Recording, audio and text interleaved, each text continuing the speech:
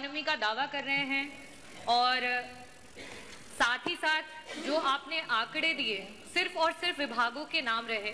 उनको तथ्यों की जानकारी होनी चाहिए कि उत्तर प्रदेश ने $1 ट्रिलियन की इकोनॉमी बनाने के लक्ष्य को रखा है और भारत 3 नहीं बल्कि $5 ट्रिलियन की इकोनॉमी बनने के दिशा में अग्रसर हुआ है।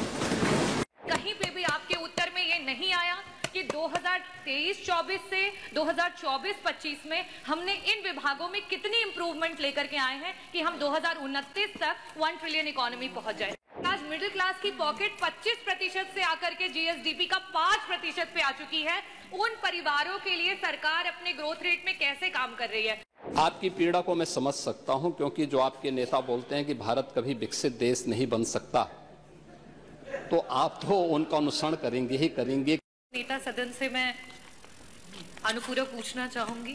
अनुपूरक नहीं, मुझे कोई अध्यक्ष जी, रिक्वेस्ट 1 ट्रिलियन इकोनॉमी का दावा कर रहे हैं और साथ ही साथ जो आपने आंकड़े दिए सिर्फ और सिर्फ विभागों के नाम रहे।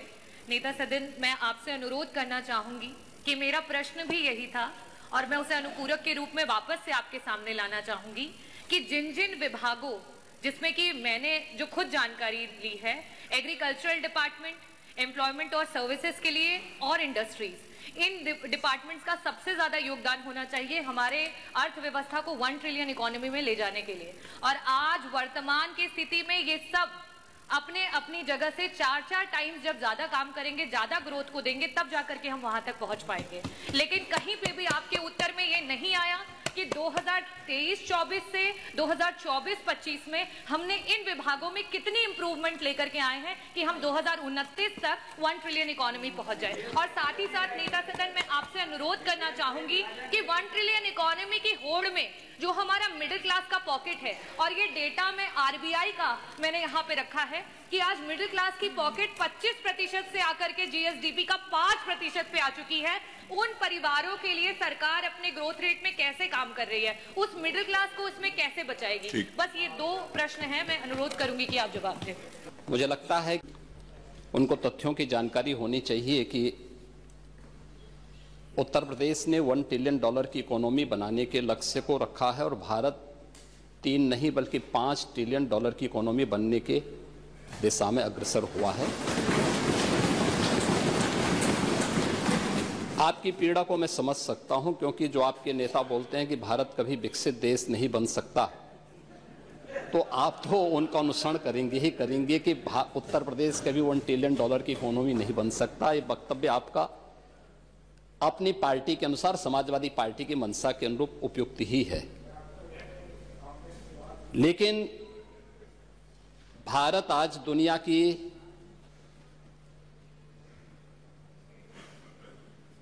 5वीं बड़ी अर्थव्यवस्था बन चुका है और 2027 में भारत $5 ट्रिलियन की इकोनॉमी बनेगा, इसमें कोई संदेह नहीं। और दुनिया का सबसे तेजी के साथ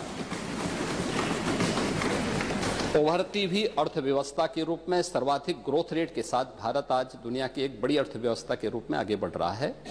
और मुझे लगता है कि 140 करोड़ भारतवासियों को इस पर गौरव की अनुभूति होनी चाहिए। हो सकता है कुछ लोगों को इसमें अच्छा नहीं लग रहा हो, क्योंकि जिनका अपना पर्सनल एजेंडा होता है वह देश के विकास को अच्छा नहीं मानेंगे। लेकिन आदरणीय प्रधानमंत्री जी की प्रेरणा से, उनके विजन के अनुरूप उत्तर प्रदेश ने भी $1 ट्रिलियन की इकोनॉमी बनने की दिशा में एक बड़े कार्यक्रम को आगे बढ़ाया है। हमने 2022 से इसके लिए एक व्यवस्थित कार्य योजना को आगे बढ़ाया है और उसके अनुरूप सरकार ने अपने कार्यक्रम को तेजी के साथ 10 सेक्टर में हमने इन कार्यक्रमों को आगे बढ़ाया है। और मुझे लगता है कि आपके जो उत्तर आपको यहां से भेजा गया होगा उसमें विस्तृत रूप से दिया गया है कि 10 सेक्टर जो बनाए गए हैं, हर सेक्टर में कोई ना कोई अपर मुख्य सचिव या प्रमुख सचिव स्तर का अधिकारी उसकी नियमित मॉनिटरिंग करता है। मासिक रूप से उस सेक्टर से जुड़े हुए किसी वरिष्ठ मंत्री के द्वारा उसकी समीक्षा की जाती है। उसके कुछ सुनिश्चित पैरामीटर और इंडिकेटर्स तय किए गए हैं, उनको अचीव करने के लिए और सीएम डैशबोर्ड के माध्यम से मासिक रूप से इसकी समीक्षा होती है। हर तीसरे महीने मैं स्वयं भी इसकी समीक्षा करता हूं और मुझे बताते हुए प्रसन्नता है कि पिछले 3 वर्ष के अंदर जो हमने टारगेट तय किए थे, हमने उसको सफलतापूर्वक प्राप्त किया है। इसी का परिणाम है कि जब हमारी सरकार आई थी, 12 लाख करोड़ की उत्तर प्रदेश की जो इकोनॉमी थी, इस वित्तीय वर्ष के अंत में वह 27.5 लाख करोड़ की इकोनॉमी बनकर के उभरेगी। और यह उन स्थितियों में जब हो रहा है जब पूरी दुनिया आर्थिक मंदी के दौर से इस देश दुनिया की वैश्विक महामारी कोरोना के बाद उस दौर से गुजरी थी। मेरा यह मानना है कि जो ग्रोथ रेट उत्तर प्रदेश की है, आज वह देश की सर्वाधिक अच्छी ग्रोथ रेट है। हमने जो 10 सेक्टर बनाए हैं, उस सेक्टर में अवस्थापना और औद्योगिक विकास का एक सेक्टर है, जिसमें अवस्थापना और औद्योगिक विकास का भी है, एमएसएमई भी है, इसके अलावा हथकरघा और वस्त्र उद्योग भी है, आईटी एंड इलेक्ट्रॉनिक्स भी है, सिविल एविएशन भी है, पीडब्ल्यूडी और एनआरआई से संबंधित ये सभी विभाग इस सेक्टर के अंतर्गत रखे गए हैं और जिसकी समीक्षा स्वयं यहां पर एपीसी के स्तर पर होती है।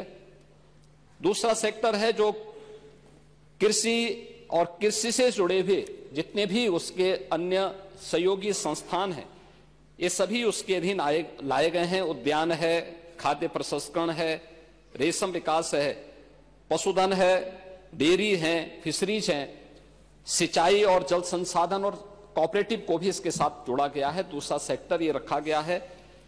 तीसरा सेक्टर सामाजिक सुरक्षा से जुड़ा हुआ है, जिसमें समाज कल्याण विभाग से जुड़ा हुआ जो जितना भी सोशल सेक्टर से जुड़े हुए जितने भी विभाग हैं, उन सबको इसके साथ जोड़ा गया है। चौथा विभाग नगरीय विकास से जुड़ा हुआ है, जिसमें आवास और शहरी विकास का भी है, रोजगार और गरीबी उन्मूलन का भी है, वन, पर्यावरण और जलवायु परिवर्तन से जुड़े हुए क्षेत्र को भी, इन सभी को इस सेक्टर के साथ जोड़ा गया है। और पांचवा ग्राम्य विकास से जुड़ा हुआ है, जिसमें ग्राम्य विकास, पंचायती राज, ग्रामीण अभियंत्रण सेवा, नमामि गंगे और ग्रामीण जलापूर्ति, तार, राजस्व, इन सभी विभागों को इसके साथ जोड़ा गया है। पांचवा विभाग है राजस्व संग्रह से संबंधित, जिसमें राजस्व कर और निबंधन से संबंधित स्टैंप एंड रजिस्ट्रेशन का है, एक्साइज का है, परिवहन का है और भी अन्य जितने भी कर और करेत्तर राजस्व से जुड़े हुए जितने भी विभाग आते हैं, सबको इसके साथ जोड़ा गया है। पांचवा शिक्षा का है, जिसमें हर प्रकार की बेसिक, माध्यमिक, उच्च, टेक्निकल और वोकेशनल एजुकेशन को इसके साथ जोड़ा गया है। स्पोर्ट्स को भी इसके साथ जोड़ा गया है। आठवां जो सेक्टर है वह विविध क्षेत्र में है, गृह विभाग, गृह है, कारागार है, इसमें अन्य जितने भी विभाग आते हैं इन सब को इसके साथ जोड़ा गया है। नौवां विभाग है चिकित्सा स्वास्थ्य का, जिसमें चिकित्सा स्वास्थ्य का है, परिवार कल्याण का है, मेडिकल एजुकेशन है, आयुष का है, महिला और बाल विकास का है। और 10वां सेक्टर है जो सर्विस सेक्टर है, टूरिज्म का है।